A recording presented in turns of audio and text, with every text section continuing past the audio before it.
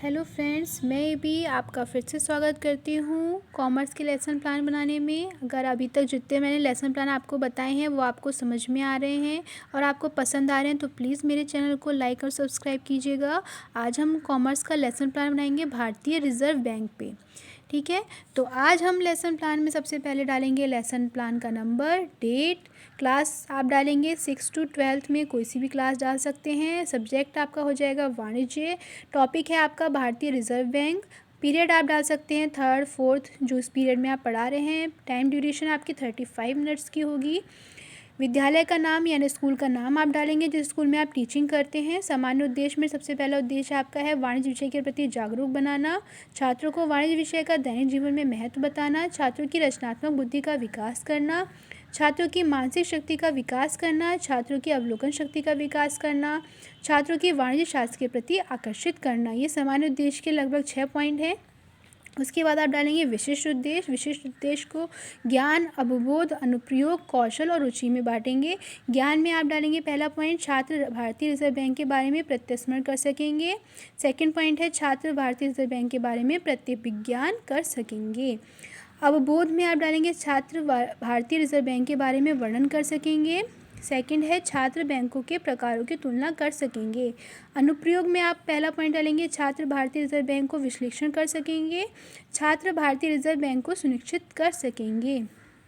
Next कौशल में आप डालेंगे छात्र भारतीय रिजर्व बैंक का चित्रण कर सकेंगे और छात्र भारतीय रिजर्व बैंक का सूक्ष्म निरीक्षण कर सकेंगे।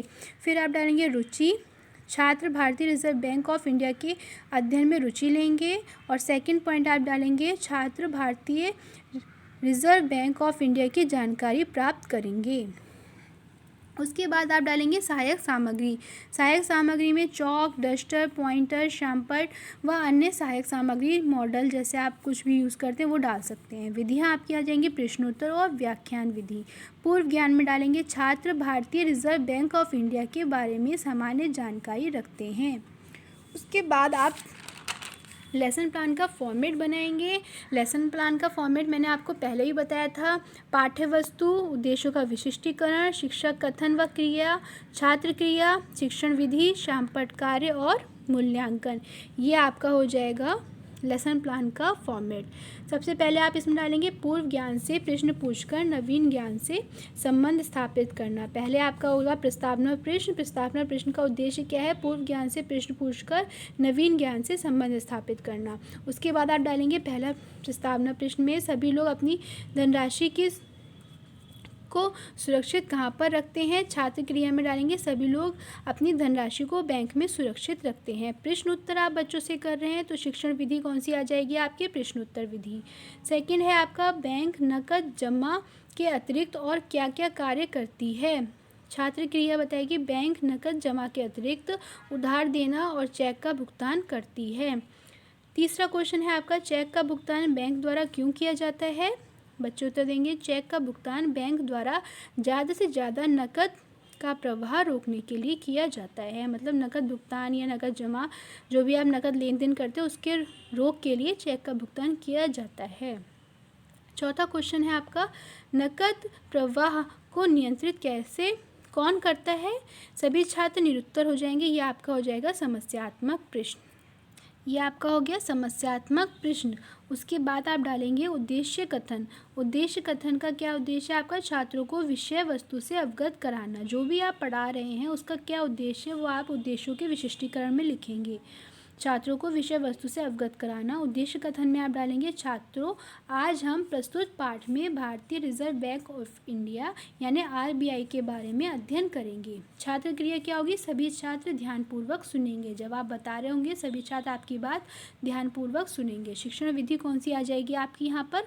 कथन विधि, क्योंकि जो आप पढ़ा रहे हैं उसका उल्लेख कर रहे हैं तो ये आपकी आ जाएगी कथन विधि। उसके बाद आप डालेंगे स्पष्टीकरण देंगे। पाठ्य वस्तु में डालेंगे भारतीय रिजर्व बैंक ऑफ इंडिया से आशय। उद्देश्य क्या है आपका? सभी छात्र भारतीय रिजर्व बैंक ऑफ इंडिया के बारे में जान सकेंगे। स्पष्टीकरण देंगे केंद्रीय बैंक देश का सर्वोच्च बैंक है। इसका कार्य देश की बैंकिंग व्यवस्था पर नियंत्रण और संचालन करना है। यह देश की साख और मुद्रा नीति का चालक है। केंद्रीय बैंक एक ऐसी संस्था है जो देश की मौद्रिक, बैंकिंग तथा साख व्यवस्था का इस प्रकार नियमन एवं निर्देशन करती है जिससे कि देश की आर्थिक प्रगति वांछित गति से उचित दिशाओं में होती रहे। 1 अप्रैल 1935 यानी 1 अप्रैल 1935 ईस्वी में देश के केंद्रीय बैंक के रूप में भारतीय रिजर्व बैंक ऑफ इंडिया ने अपना कार्य प्रारंभ कर दिया। 1 जनवरी 1949 यानी 1 जैन 1949 ईस्वी को आरबीआई का राष्ट्रीयकरण किया गया और इसका स्वामित्व तथा प्रबंध सरकार के हाथों में आ गया और यह सरकारी बैंक के रूप में कार्य करने लगा। ये आपकी हो गई शिक्षक क्रिया। छात्र क्रिया क्या होगी? सभी छात्र ध्यानपूर्वक सुनेंगे। शिक्षण विधि में क्या आ गया? व्याख्यान विधि, क्योंकि आप व्याख्यापूर्वक बच्चों को समझा रहे हैं तो शिक्षण विधि आपकी आ गई व्याख्यान विधि।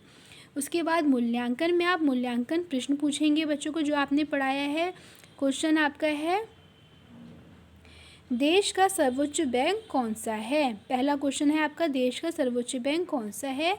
दूसरा क्वेश्चन है देश की साख एवं मुद्रा नीति का चालक कौन है? देश की साख एवं मुद्रा नीति का चालक कौन है?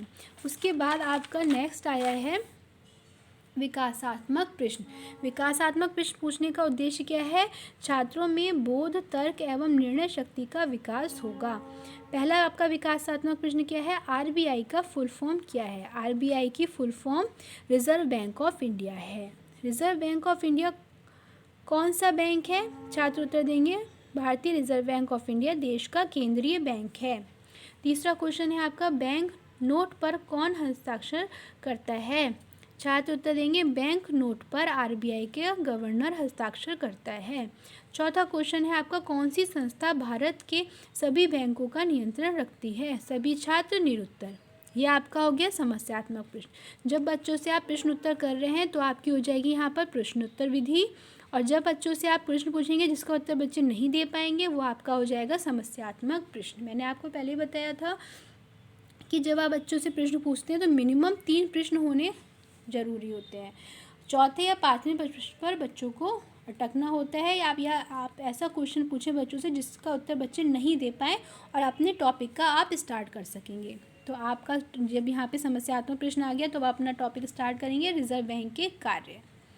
उद्देश्य क्या है रिजर्व बैंक के कार्य बताने का? भारतीय रिजर्व बैंक के कार्यों से अवगत होंगे। सभी छात्र भारतीय रिजर्व बैंक के कार्यों से अवगत होंगे। स्पष्टीकरण आप देंगे। रिजर्व बैंक के कार्यों के 2 भागों में बांटा गया है।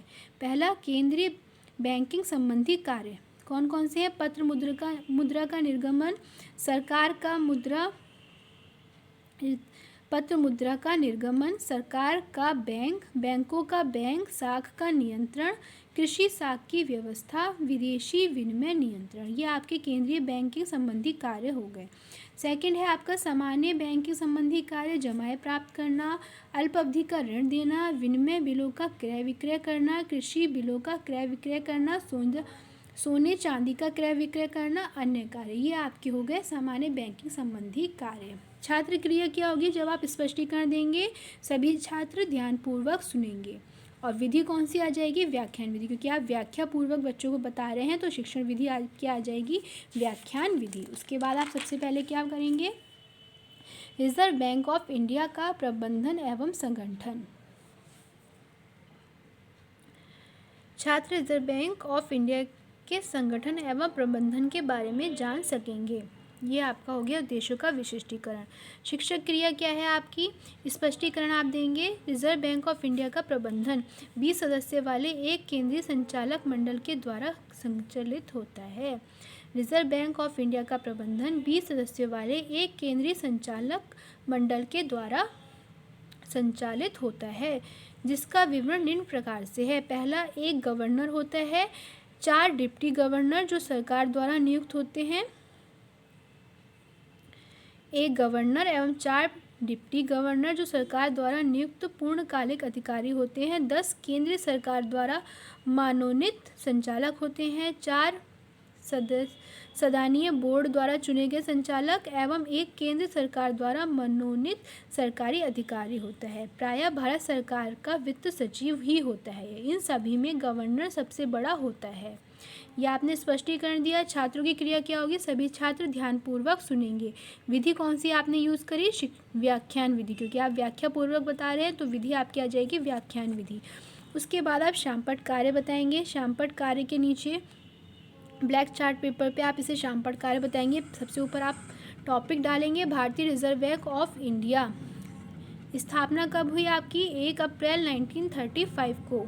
1 अप्रैल 1935 को स्थापना हुई। राष्ट्रीयकरण कब हुआ भारतीय रिजर्व बैंक का? 1 जनवरी 1949 को। आरबीआई का संगठन कैसे होता है? गवर्नर यानी एक गवर्नर होता है, डिप्टी गवर्नर 4 होते हैं, संचालक 15 होते हैं। कुल सदस्य कितने हुए आपके? 20। ये आपने ब्लैक बोर्ड पे बच्चों को समझाया। फिर उसके बाद आप डालेंगे लेखन एवं निरीक्षण कार्य। लेखन एवं निरीक्षण कार्य में सबसे पहले डालेंगे शिक्षक छात्रों को शामपट पर लिखित सारांश को अपनी अभ्यास पुस्तिका पर लिखने का आदेश देंगी और स्वयं कक्ष में घूमकर उनका निरीक्षण करेंगी। छात्र क्रिया क्या हो गई आपकी? सभी छात्र अपनी अभ्यास पुस्तिका पर शामपट सारांश उतारेंगे। शिक्षण विधि कौन सी हो गई आपकी? लेखन विधि। ठीक है, क्योंकि बच्चे अपनी कॉपी पे लिखने का कार्य कर रहे हैं तो शिक्षण विधि आपकी हो गई लेखन विधि। इसके बाद आप डालेंगे सबसे पहले मूल्यांकन प्रश्न। मूल्यांकन प्रश्न में पहला प्रश्न आपका हुआ आरबीआई को और किन किन नामों से जाना जाता है। दूसरा क्वेश्चन हुआ आपका 1 रुपये के नोट पर कौन हस्ताक्षर करता है। ये 2 मूल्यांकन प्रश्न हो गए। उसके बाद सबसे लास्ट में गृह कार्य डालेंगे। गृह कार्य पाठ्य वस्तु में गृह कार्य डालेंगे। उद्देश्य आपका क्या है गृह कार्य देने का? छात्रों के प्राप्त ज्ञान के स्थायीकरण हेतु। शिक्षक कथन आपकी शिक्षक क्रिया क्या होगी? आप बच्चों को क्वेश्चन बताएंगे गृह कार्य में। पहला क्वेश्चन है केंद्रीय बैंक क्या है। दूसरा क्वेश्चन है भारतीय रिजर्व बैंक ऑफ इंडिया का प्रबंधन किस प्रकार किया जाता है। तीसरा क्वेश्चन है भारतीय रिजर्व बैंकों का बैंक किस प्रकार है, स्पष्ट करें। ये 3 क्वेश्चन आपने गृह कार्य में दिए बच्चों को। छात्र क्रिया क्या हो गई? सभी छात्र अपनी डायरी पर गृह कार्य नोट करेंगे। लेखन विधि क्या हो गई आपकी? शिक्षण विधि क्या हो गई आपकी? लेखन विधि, क्योंकि बच्चे लिखने का काम कर रहे हैं तो आपकी हो गई लेखन विधि। यहाँ पर आपका लेसन प्लान एंड हो गया, या आपका भारतीय रिजर्व बैंक का लेसन प्लान पूरा हुआ। नेक्स्ट लेसन प्लान पे जल्दी मिलते हैं। Thank you.